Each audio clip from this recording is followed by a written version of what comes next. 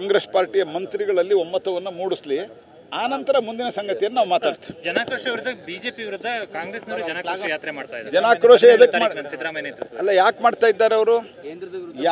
ಕೇಂದ್ರದ ಒಂದು ನಿಮಿಷ ನಾವು ಕಂಪ್ಲೀಟ್ ಮಾಡ್ತೀವಿ. ಈಗ ಕಾಂಗ್ರೆಸ್ ಪಾರ್ಟಿಯವರು ಜನನ ಮರಣದ ಸರ್ಟಿಫಿಕೇಟ್ ಅನ್ನು ಸಹಿತವಾಗಿ ಎಲ್ಲವನ್ನೂ ಜಾಸ್ತಿ ಮಾಡಿದ್ದಾರೆ. ಎಲ್ಲ ಜಾಸ್ತಿ ಮಾಡಿದ್ದಾರೆ. ರಿಜಿಸ್ಟ್ರೇಷನ್ ಜಾಸ್ತಿ, ಸ್ಟ್ಯಾಂಪ್ ಪೇಪರ್ ಜಾಸ್ತಿ, ಹಾಲ್ ಜಾಸ್ತಿ, ಆಲ್ಕೋಹಾಲ್ ಜಾಸ್ತಿ, ಪೆಟ್ರೋಲ್ ಜಾಸ್ತಿ, ಡೀಸೆಲ್ ಜಾಸ್ತಿ, ನೀರು ಜಾಸ್ತಿ, ಕಸದ ಟ್ಯಾಕ್ಸ್ ಜಾಸ್ತಿ. ಯಾವುದು ಬಿಟ್ಟಿದ್ದಾರೆ ಅವರು? ಒಂದು ಅಂದಾಜದ ಮಟ್ಟಿಗೆ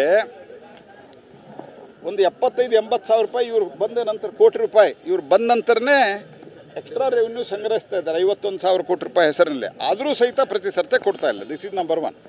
ಇನ್ನು BJPಯ ಆಡಳಿತದ ಅವಧಿಯಲ್ಲಿ ನಾವು ಗ್ಯಾಸ್ ಬೆಲೆಯನ್ನು ಏನು ಜಾಸ್ತಿ ಮಾಡಿದ್ದೀವಿ ಅಂತ ಹೇಳ್ತಾ ಇದ್ದಾರೆ. ಕಳೆದ 3 ವರ್ಷದಲ್ಲಿನ 4 ವರ್ಷದಲ್ಲಿ 21ರಲ್ಲಿ 22ರಲ್ಲಿ ನಾವು ಬೆಲೆಯನ್ನು ಕಮ್ಮಿ ಮಾಡಿದ್ದೀವಿ. ಇದರ ಜೊತೆಗೆ ಒಂದು ದುಬೈ CP ಅಂತ ಒಂದು ಸ್ಟ್ಯಾಂಡರ್ಡ್ ಇದೆ. ಅಲ್ಲಿ ಗ್ಯಾಸ್ ನಮ್ಮ ದೇಶದೊಳಗೆ 100% ಆಲ್ಮೋಸ್ಟ್ 80% ಇಂಪೋರ್ಟ್ ಆಗ್ತದೆ.